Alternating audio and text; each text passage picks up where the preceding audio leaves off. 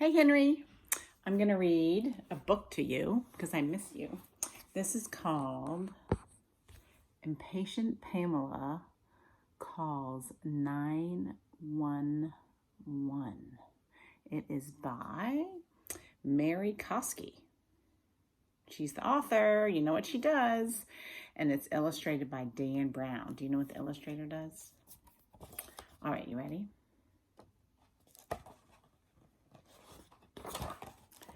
Pamela was very impatient. She always wanted to learn new things right now. One day, she and Martin played in piles of leaves. They had a wonderful time flinging leaves high up in the air.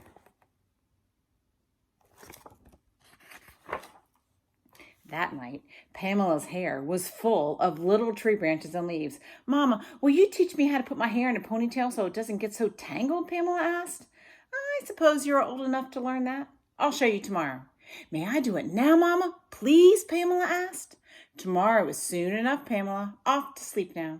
Tomorrow. I always have to wait for tomorrow," Pamela said, sleepy as her cat Meow Man curled up at her feet. She dreamt of leaves and branches and climbing trees and tangle-free hair. Look at her hair. It's crazy. Look how much stuff is stuck in there. There's a bird, some leaves.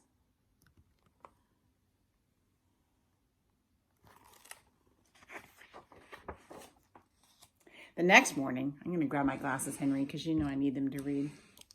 The next morning, Pamela's mother taught her how to comb her hair back, how to hold on to all of her hair in one clump with one hand, and how to put on the hairband. Pamela was thrilled. She had a ponytail. That night, her mother said, "I think it is time you learned your address." "May I do it now, Mama?" Pamela begged, already knowing that she lived on Rainbow Drive. "No, we'll start in the morning."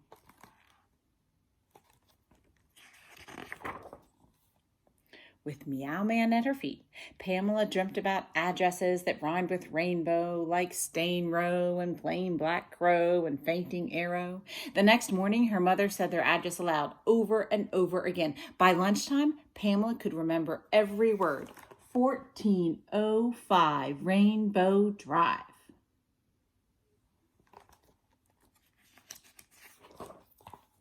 Pamela went to play with Martin. They played in piles of leaves, they climbed trees in Martin's backyard, and they had snacks on Martin's back steps. Every now and then, Pamela would remember her address. Look how much fun they're having in those trees.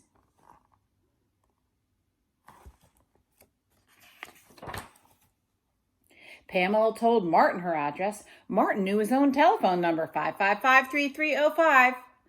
"Well, Pamela," her mother asked her that evening, "can you remember your address?" Pamela said her address loudly. Her mother kissed Pamela's cheek. "That's my girl," she said proudly.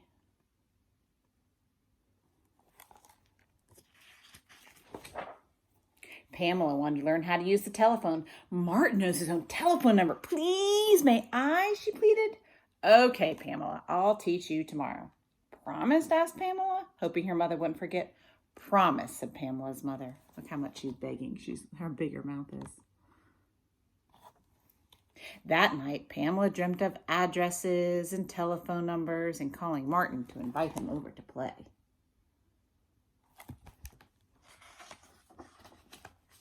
"May I use the telephone now, Mama?" Pamela asked the next morning. "No, I need to finish a few chores first." Pamela waited impatiently. She sat and stared at the telephone, tapping her fingers on all the buttons and pulling on the telephone cord. She waited and waited. Henry, have you ever seen a phone like that? It's a little bit different than the phones we use today. What do you think?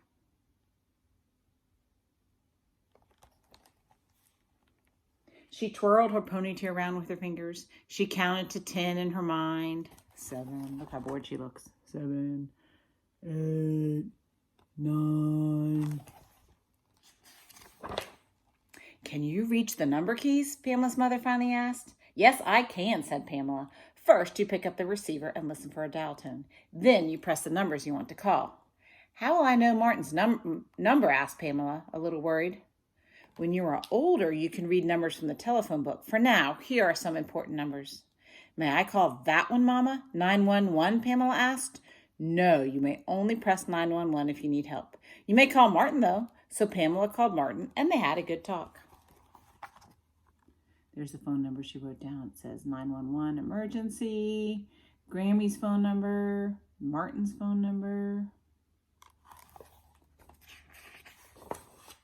And that night, with Meow Man at her feet, Pamela dreamt of telephone books and chalkboards and numbers and flashing buttons. The next morning, Pamela saw a cat in a tree. She ran in the house. Mama, Mama, there's a cat in the tree next door. May I call 911 now, Mama? No, said Pamela's mother.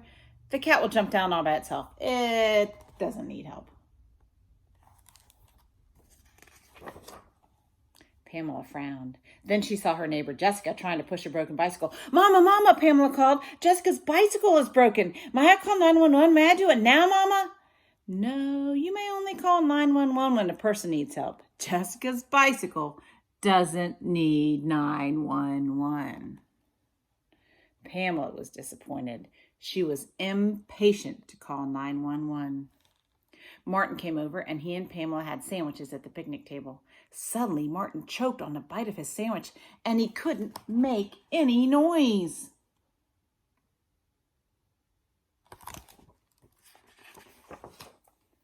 Pamela ran to her mother. Mama, something's wrong with Martin. Pamela's mother rushed to Martin and patted his back, but he still could not breathe very well. She did the Heimlich squeeze, which helps people who are choking, but it wasn't working on Martin. What can I do, Mama? Cried Pamela. Call 911, her mother instructed, and stay calm.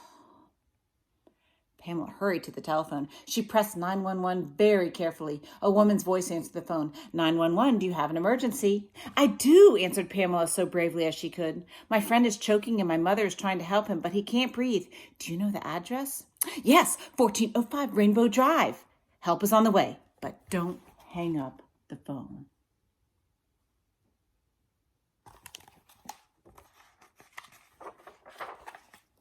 Soon, a truck with flashing lights arrived. And helpers got Martin to breathe again. They took Martin to the hospital to make sure he was okay.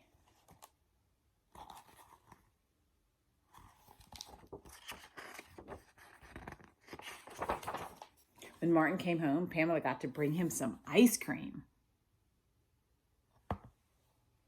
That night, when her father put Pamela to bed, he said, "It's a good thing you learned how to dial 911.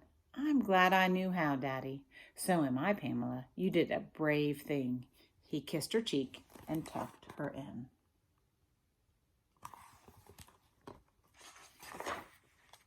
Pamela dreamt of flashing lights and ice cream and dialing 911. Meow Man purred away at her feet.